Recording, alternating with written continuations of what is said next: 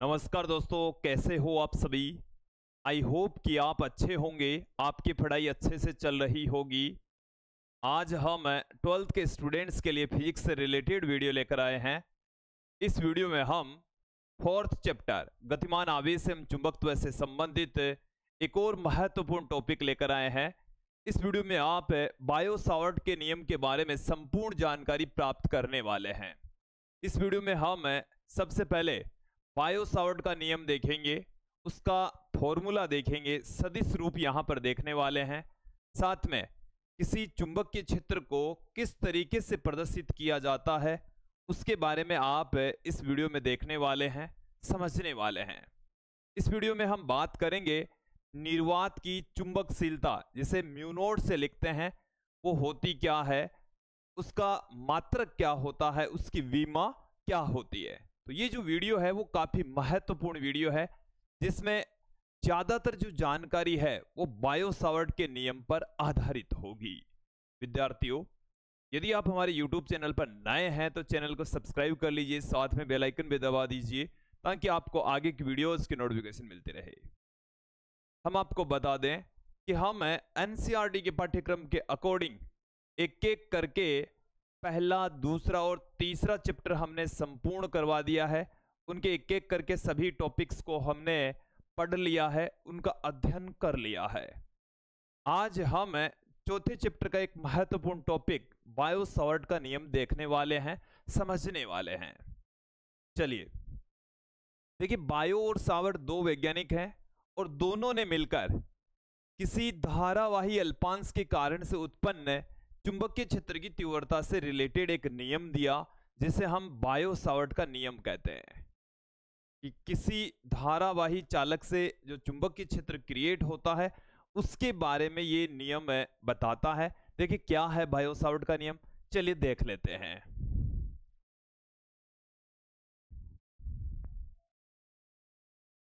देखिए, बायो और सावर्ट दो वैज्ञानिकों के द्वारा दिया गया। बायो व सावर्ट फ्रेंच वैज्ञानिक हैं, उनके द्वारा ये नियम दिया गया। किसके बारे में बताता है? ये बताता है धारावाही अल्पांश के कारण से उत्पन्न चुंबकीय क्षेत्र के बारे में। कि आपके पास में कोई धारावाही अल्पांश है और उसके कारण से उत्पन्न चुंबकीय क्षेत्र के बारे में बताता है। धारावाही अल्पांश द्वारा उत्पन्न चुंबकीय क्षेत्र के बारे में बताता है। अल्पांश द्वारा उत्पन्न चुंबकीय क्षेत्र, उत्पन्न चुंबकीय क्षेत्र के बारे में बताता है। चुंबकीय क्षेत्र के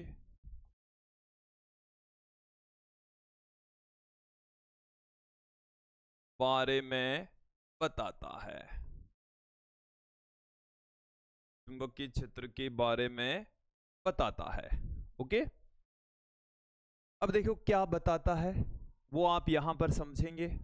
जैसे ये हमारे पास में कोई धारावाही चालक है, मैं यहां पर कोई धारावाही चालक ले लेता हूं।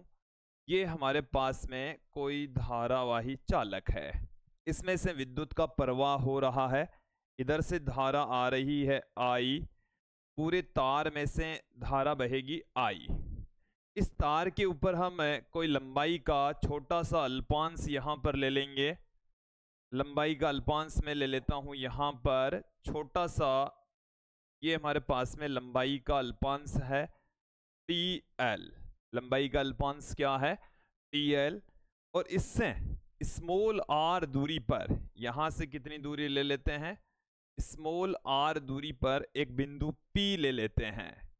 एक बिंदु P यहां पर ले लेंगे, जो कि इस अल्पांश से स्मॉल r दूरी पर होगा। ये वाला जो एंगल है वो थीटा है। अल्पांश और जो अभिष्ट दूरी है इनके बीच का जो एंगल है वो थीटा है। ओके, ये एंगल थीटा है। यहां से यहां तक की दूरी स्मॉल r है। तो इस धारावाही अल्पांश जिसमें से धारा बह रही है, इस अल्पांश की वजह से बिंदु P पर जो चुंबकीय क्षेत्र की तीव्रता है वो यहां पर हम देखने वाले हैं, समझने वाले हैं। देखिए यहां पर जो चुंबकीय क्षेत्र की तीव्रता होगी वो बोर्ड के तल के लंबवत होगी।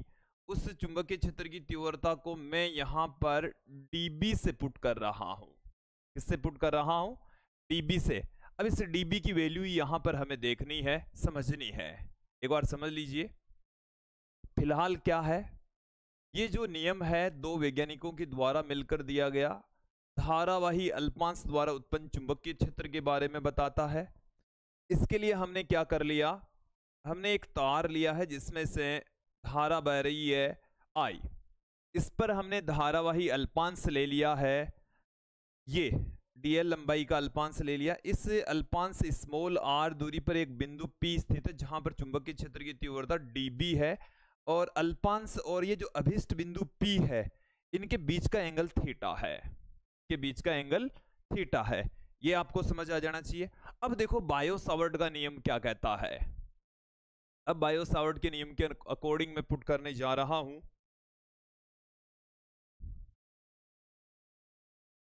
देखेंगे बायो सावर्ट के नियमानुसार, बायो सावर्ट के नियमानुसार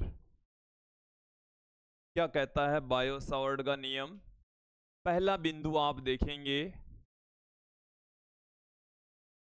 कि अल्पांश के कारण से उत्पन्न चुंबकीय क्षेत्र की तीव्रता, अल्पांश के कारण से उत्पन्न चुंबकीय क्षेत्र की तीव्रता कितनी होगी, यहीं पर लिख देता हूं मैं, अल्पांश के कारण बिंदु P पर, बिंदु P पर उत्पन्न चुंबकीय क्षेत्र की तीव्रता, उत्पन्न चुंबकीय क्षेत्र की तीव्रता, चुंबकीय क्षेत्र की तीव्रता, उत्पन्न जो चुंबकीय क्षेत्र होगा उसको हम dB से पुट करेंगे। किसके तुल्य होता है? पहला बिंदु हमारे पास में है तो उत्पन्न चुंबकीय क्षेत्र की तीव्रता है वो अल्पांश में से बहने वाली धारा के समानुपाती होता है। चुंबकीय क्षेत्र की तीव्रता अल्पांश से प्रवाहित धारा के समानुपाती होता है। अल्पांश से प्रवाहित, अल्पांश से प्रवाहित धारा के समानुपाती होती है, धारा के समानुपाती होती है, अल्पांश से प्रवाहित धारा के समानुपाती होती है। तो देखिए जो अल्पांश की वजह से उत्पन्न चुंबकीय क्षेत्र की तीव्रता है उसको हम dB से पुट कर रहे हैं, अल्पांश में से बहने वाली धारा को हम I से पुट कर रहे हैं। तो ये आ गई हमारे पास में इक्वेशन नंबर 1। अल्पांश के कारण से उत्पन्न, देखिए अल्पांश छोटा सा लंबाई का टुकड़ा है तो उसकी वजह से उत्पन्न चुंबकीय क्षेत्र भी छोटा सा होगा, उसको हम dB से पुट कर रहे हैं। और वो जो dB है वो उस चालक में से बहने वाली धारा के समानुपाती होता है, इसमें से बहने वाली धारा के डायरेक्टली प्रोपोर्शनल होगा। तो यहां पर मैंने इक्वेशन नंबर 1 के अंदर इसको पुट कर दिया है। फिर देखें अल्पांश की लंबाई के समानुपाती होता है, उत्पन्न चुंबकीय क्षेत्र वो किसके समानुपाती होगा? अल्पांश की लंबाई, अल्पांश की लंबाई के समानुपाती होता है, अल्पांश की लंबाई के समानुपाती होता है। तो देखिए आप अल्पांश की जो लंबाई है वो हमारे पास में है dl, तो जो dB है वो dl के समानुपाती होगा। ये आ गई हमारे पास में इक्वेशन नंबर 2, समीकरण 2। फिर देखें C, अल्पांश और अभिष्ट बिंदु P की जो दूरी होती है इनके बीच के कोण की ज्या के समानुपाती होता है। अल्पांश किन किन के बीच की ज्या के समानुपाती होगा ये भी देख लीजिए, अल्पांश व अभिष्ट दूरी के मध्य, अभिष्ट दूरी के मध्य के कोण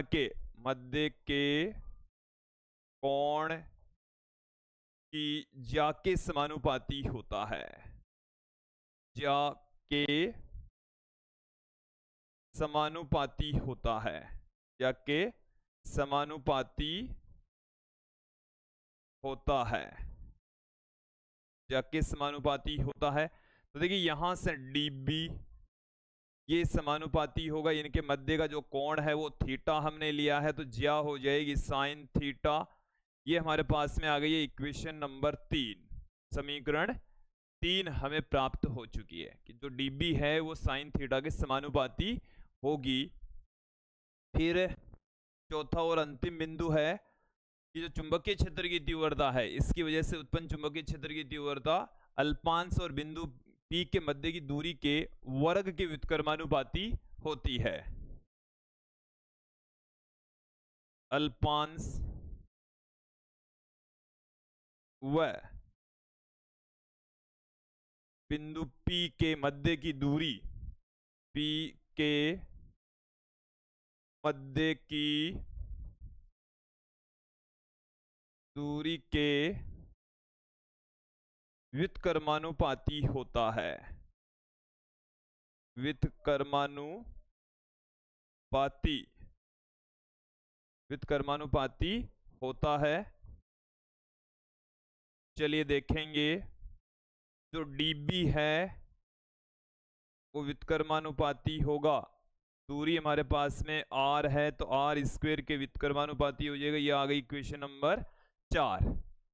इक्वेशन नंबर 1 2 3 4 तक आपको क्लियर हो जाना चाहिए, समझ आ जाना चाहिए। यदि इतना समझ आ गया तो फिर अपना बायो सावर्ट का नियम कंप्लीट हो जाएगा। एक बार पुनः इसको समझेंगे हम, क्या है ध्यान देंगे। देखिए बायो और सावर्ट तो वैज्ञानिक रहे हैं, फ्रेंच वैज्ञानिक रहे हैं।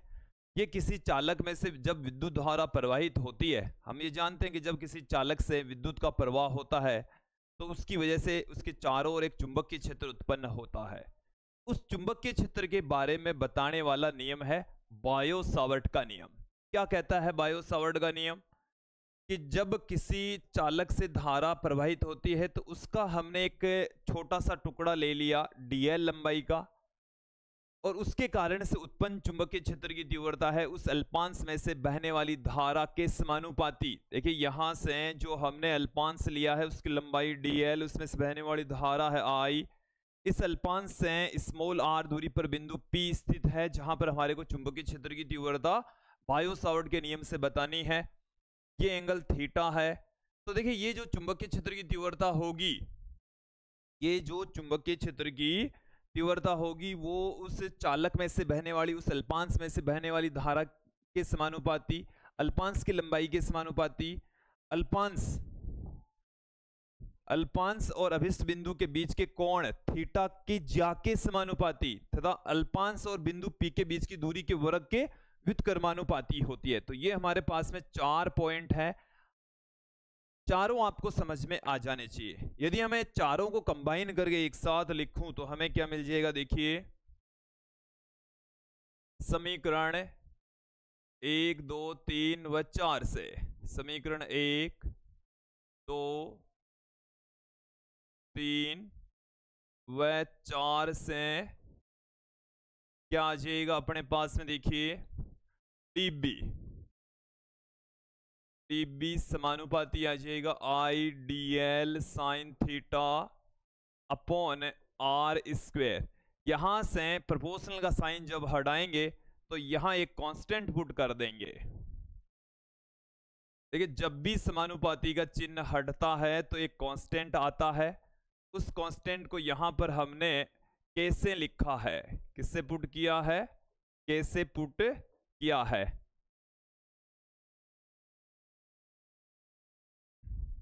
कैसे उसको लिखा है?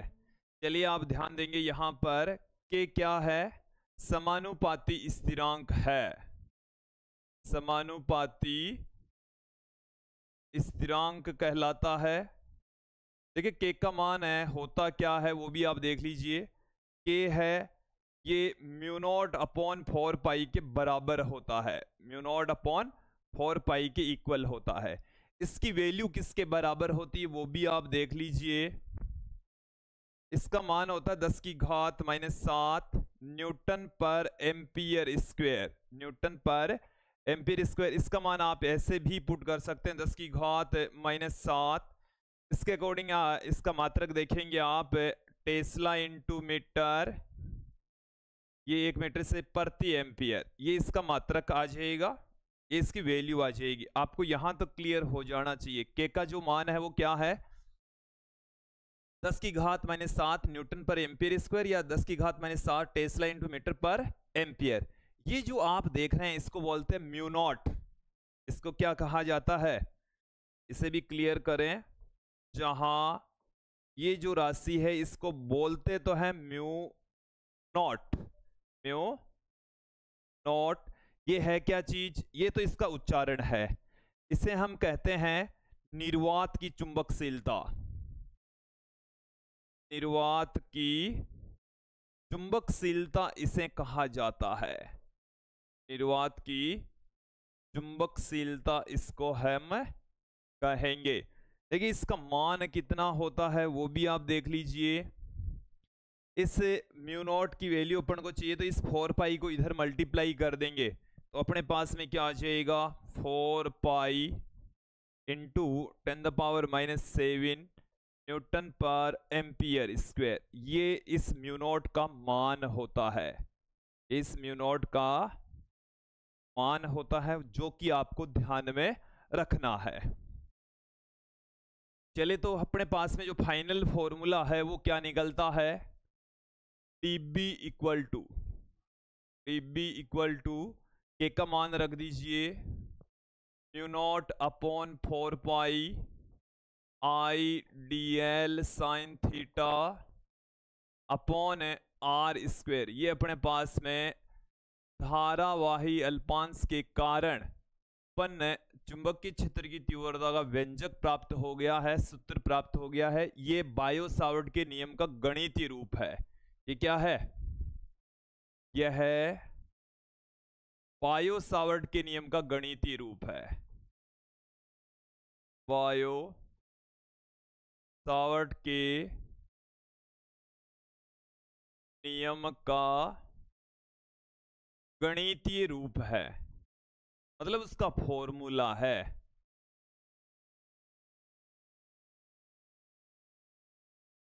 बायो सावर्ट के नियम का गणितीय रूप है। देखिए यहां इस म्यू नॉट का मात्रक देख लेते हैं कि म्यू नॉट क्या चीज है, इसको थोड़ा सा क्लियर कर लीजिए। म्यू नॉट का जो मान है वो अपने पास में आया है 4 पाई इंटू 10⁻⁻7 और इसका मात्रक या तो न्यूटन पर एम्पियर स्क्वायर या इसका मात्रक हो जाता है,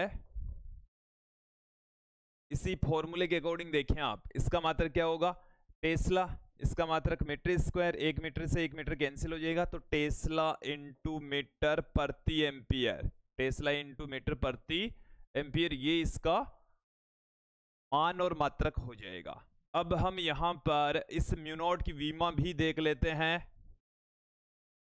म्यू नॉट की वीमा इसके मात्रक के अकॉर्डिंग है, ये बल का मात्रक है और बल की जो वीमा है m1 L1 T-2 और ये हमारे पास में एम्पियर, ये धारा है तो धारा का वीमा ये हो गई। अपने पास में म्यू नॉट की वीमा, म्यू नॉट की वीमा ये अपने पास में आ चुकी है m1 L1 T-2 A-2, ये आ चुकी है, ये अपने पास में प्राप्त हो गई है। यहां तक क्लियर हो जाना चाहिए। म्यू नॉट की वीमा हमें मिल चुकी है। थोड़ा आगे बढ़ते हैं, इसी नियम का हम सदिश रूप यहां पर देख लेते हैं। बायो सावर्ट के नियम का सदिश रूप भी कंपटीशन एग्जाम में, साथ में बोर्ड एग्जाम्स में, स्टेट एग्जाम्स होगी उनके अंदर काफी महत्वपूर्ण रहेगा। चलिए बढ़ते हैं आगे। क्या है हमारे पास में बायो-सावर्ट के नियम का गणितीय रूप हमने देख लिया, बायो-सावर्ट के नियम का सदिश रूप देखेंगे। बायो-सावर्ट के नियम का सदिश रूप, बायो-सावर्ट के नियम का सदिश रूप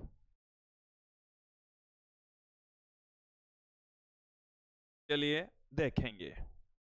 अपने पास में क्या है, गणितीय रूप तो ये है, dB बराबर mu naught upon 4 pi I dl sine theta upon R square. ये तो अपने पास में क्या है, गणितीय रूप, इसका सूत्र फॉर्मूला। क्योंकि चुंबकीय क्षेत्र है वो एक सदिश राशि होती है, तो इसके ऊपर हम एक एरो का निशान लगा देंगे, तो ये एक सदिश रूप में आ जाएगा। फाइनली इसका जो फॉर्मूला है वो हम देखने वाले हैं, तो इधर भी मैं एक एकांक सदिश लगा देता हूं जो कि चुंबकीय क्षेत्र की दिशा में होगा। ये जो एन केप है वो एकांक सदिश है, इसकी दिशा पी की दिशा में है, चुंबकीय क्षेत्र की दिशा में है। ओके, अब यहां से थोड़ा समझें आप। देखिए हम एक रिलेशन जानते हैं, A vector cross B vector बराबर होता है ए का मोड बी का mod sine theta N cap, ये होता है। इसे हम इस तरीके से भी लिख सकते हैं, A vector cross B vector बराबर A B sine theta N cap हम लिख देंगे, इतना पुट कर देंगे। तो ए बी साइन थीटा होता है A B sine theta N cap, ये होता है A vector cross P vector, A vector cross P vector. अब यहां पर आप ध्यान देंगे कि इसको मैं इस तरीके से पुट कर रहा हूं, D B vector equal to mu naught upon 4 pi I D L R sine theta, I D L R sine theta upon R square, R cube हो जाएगा, ये क्या हो जाएगा, आर क्यूब एन केप। इसे आप समझ ले में, यहां पर आर की घात 2 थी, यहां मैंने 3 कर दी क्योंकि आर ऊपर नीचे मल्टीप्लाई कर दिया है। अब देखो ये A B sine theta N cap, इसकी जगह मैं लिख सकता हूं A vector cross B vector, A vector cross B vector. इसकी जगह देखो, ध्यान देना भाई, D L R sine theta N cap, इसकी जगह हम लिख सकते हैं D L vector cross R vector. इस तरीके से हम पुट कर सकते हैं। तो अपने पास में फाइनली जो रिजल्ट मिलेगा वो क्या आएगा, D B vector equal to mu naught upon 4 pi I D L vector cross R vector upon R cube. ये अपन को मिल चुका है। फाइनली जो रिजल्ट है वो हमें ये प्राप्त हो चुका है, ये है बायो-सावर्ट के नियम का सदिश रूप, बायो-सावर्ट के नियम का सदिश रूप। ओके, अब हम इस वीडियो के अंतिम दौर में पहुंच चुके हैं। यहां पर बात करेंगे कि ये जो चुंबकीय क्षेत्र है वो कैसे ज्ञात करेंगे। तो दाहिने हाथ के अंगूठे के नियम की सहायता से हम ज्ञात कर सकते हैं। ठीक है, अभी मैं आपको समझाऊंगा। पहले हम कुछ कंडीशंस यहां पर देख लेते हैं इस नियम के अकॉर्डिंग। देखिए dB बराबर अपने पास में है mu naught upon 4 pi I L sine theta upon R square, ये है। हम इसमें कंडीशन लगा रहे हैं। स्थिति फर्स्ट आप देखें, पहली जो स्थिति है वो हमें कहती है थीटा बराबर जब 0 डिग्री हो, थीटा बराबर कितना हो, 0 डिग्री, या थीटा बराबर हो 180 डिग्री, तो क्या होगा, साइन थीटा, जिसे हम साइन 0 या साइन 180, इसका मान होगा 0। तो हमारे पास में देखिए क्या आ जाएगा, dB बराबर पूरा का पूरा मान ही 0 हो जाएगा, पूरा का पूरा मान ही क्या हो जाएगा, 0 हो जाएगा। तो जब हम चालक के अनुदिश, जैसे ये हमारे पास में धारावाही चालक है, और यहां पर ही हम इसी के ऊपर ही, जैसे ये बिंदु O है, ये बिंदु P है, यहां पर ही हम चुंबकीय क्षेत्र की तीव्रता देखें, dB देखें, तो वो शून्य होगा। चालक के ऊपर, चाहे ऊपर ले लो चाहे नीचे ले लो, चुंबकीय क्षेत्र की तीव्रता कितनी होनी है? 0 होनी है, शून्य प्राप्त होनी है। ये आपको क्लियर हो जाना चाहिए, समझ आ जाना चाहिए। दूसरी स्थिति देखें, स्थिति सेकंड, स्थिति सेकंड, थीटा बराबर मैं ले लेता हूं 90 डिग्री, तो साइन 90 का मान कितना हो जाएगा? 1 हो जाएगा। साइन 90 का मान 1 हो जाएगा, तो dB बराबर अपने पास में आ चुका है म्यू नॉट अपॉन 4 पाई आई TL बट्टे में R²। ये अपने पास में चुंबकीय क्षेत्र की तीव्रता आ चुकी है। फाइनल जो मैग्नेटिक फील्ड इंटेंसिटी है वो आ चुकी है। ये कब है? ये वाली स्थिति कब है? जब चालक इस तरीके से हो, ये बिंदु इसका O है और इस बिंदु O से स्मॉल r दूरी पर ये बिंदु P है और यहां से ये 90 डिग्री कोण पर है। चुंबकीय क्षेत्र की तीव्रता dB ऐसे होगी। ऐसी स्थिति के अंदर जो चुंबकीय क्षेत्र की तीव्रता है वो कैसे ज्ञात करते हैं वो भी देख लीजिए। अपन लेते हैं एक धारावाही चालक। क्या लेते हैं? एक धारावाही चालक यहां पर ले लेते हैं। ये जैसे हमारे पास में कोई धारावाही चालक है, ठीक है, और इस धारावाही चालक में से I धारा प्रवाहित हो रही है। कितनी धारा बह रही है? I धारा प्रवाहित हो रही है, ठीक है। इसकी वजह से जो उत्पन्न चुंबकीय क्षेत्र की तीव्रता है उसे ज्ञात करने के लिए दाहिने हाथ के अंगूठे के नियम का प्रयोग करेंगे कि आप धारावाही चालक को इस प्रकार से पकड़ें कि अंगूठा धारा की दिशा में रहे। अंगूठा कौन से डायरेक्शन में रहे? धारा की डायरेक्शन में रहे। तो ये जो मुड़ी हुई अंगुलियां है ऐसे मुड़ेगी, इस तरीके से, ऐसे आप एक बार देख लीजिए, इस तरीके से मुड़ी हुई है। आप धारावाही चालक को इस प्रकार से पकड़िए कि इसमें से धारा नीचे से ऊपर की ओर बह रही है, अंगूठा धारा के डायरेक्शन में होना चाहिए। तो ये जो मुड़ी हुई अंगुलियां है वो मैग्नेटिक फील्ड की डायरेक्शन को रिप्रेजेंट करेगी, बताएगी। तो यहां से उत्पन्न जो चुंबकीय क्षेत्र की तीव्रता है वो इसके चारों ओर इस तरीके से होने वाली है, इस डायरेक्शन में होने वाली है। ओके, ये है चुंबकीय क्षेत्र। तो दाहिने हाथ के अंगूठे के नियम की सहायता से निकालेंगे। कहां से निकालने वाले हैं? दाहिने हाथ के अंगूठे के नियम की सहायता से धारा की डायरेक्शन हम ज्ञात, अंगूठे के नियम की सहायता से, नियम की सहायता से हम ज्ञात करेंगे।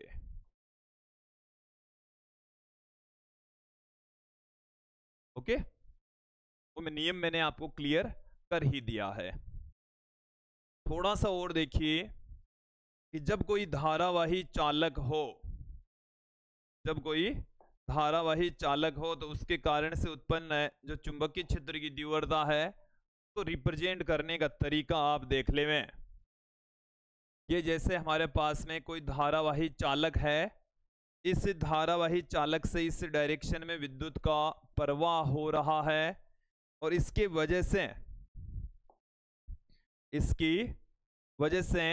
जो चुंबकीय क्षेत्र है इस बिंदु पर किधर होगा, इस पॉइंट P पर जो मैग्नेटिक फील्ड है उसको रिप्रेजेंट कैसे करेंगे, किधर होगा वो देख लीजिए। देखिए, इसको हम इस प्रकार से पकड़ेंगे कि अंगूठा धारा की दिशा में रहेगा तो मुड़ी हुई अंगुलियां अंदर की तरफ रहेगी। तो अंदर की ओर चुंबकीय क्षेत्र को रिप्रेजेंट करने के लिए एक क्रॉस का साइन दिखाएंगे, इस तरीके से रिप्रेजेंट करते हैं। ये जो चुंबकीय क्षेत्र है वो अंदर की तरफ है। ये चुंबकीय क्षेत्र किधर है? चुंबकीय क्षेत्र है अंदर की तरफ। चुंबकीय क्षेत्र किधर है? अंदर की ओर, अंदर की ओर। उसको इस तरीके से रिप्रेजेंट करते हैं। यदि यहां पर मैं कोई बिंदु ले लूं, जैसे कोई बिंदु है Q, बिंदु Q पर चुंबकीय क्षेत्र किधर होगा, तो हम धारावाही चालक को इस प्रकार से पकड़ेंगे कि अंगूठा धारा की दिशा में रहें तो मुड़ी हुई अंगुलियां होगी बाहर की ओर। तो यहाँ पर जो मैग्नेटिक फील्ड होगा वो बाहर की ओर होगा, और बाहर की ओर जो चुंबकीय क्षेत्र होता है उसको हम एक डॉट के निशान के द्वारा इस तरीके से रिप्रेजेंट करेंगे, वो बाहर की ओर होगा। ओके, ये जो चुंबकीय क्षेत्र वो किसको बता रहा है? ये जो चुंबकीय क्षेत्र है वो अंदर की ओर है, चुंबकीय क्षेत्र सॉरी बाहर की ओर है, बाहर की ओर। क्लियर हो जाना चाहिए, समझ आ जाना चाहिए। थोड़ा और आगे बढ़ते हैं। आपेक्षिक चुंबकशीलता बात करूंगा यहां पर मैं। आपेक्षिक चुंबकशीलता, आपेक्षिक चुंबकशीलता। देखिए हम पहले चैप्टर में आपेक्षिक विद्युतशीलता पढ़ चुके हैं। सिमिलर टाइप का ये टॉपिक है, इसको यहां पर म्यू से पुट करेंगे। किससे लिखा जाएगा? म्यू से लिखा जाएगा। डेफिनेशन क्या होती है वो भी देख लीजिए। म्यू बराबर होता है म्यू अपॉन में म्यू नॉट। म्यू है माध्यम की चुंबकशीलता, म्यू नॉट है निर्वात की चुंबकशीलता। यह है माध्यम की चुंबकशीलता,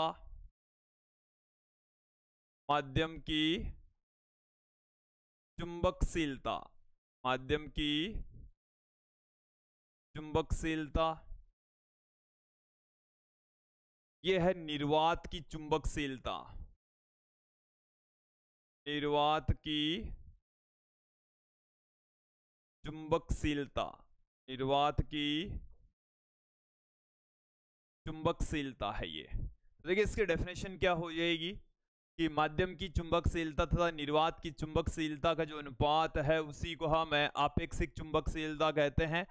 म्यू आर से रिप्रेजेंट करते हैं। यह जो राशि है म्यू आर है, ये एक मात्रकहीन राशि है। कैसी राशि है? मात्रकहीन, क्योंकि म्यू और म्यू नॉट दोनों का मात्रक समान है, दोनों की विमाएं समान है। तो म्यू आर है वो एक मात्रकहीन और विमाहीन राशि है। ओके,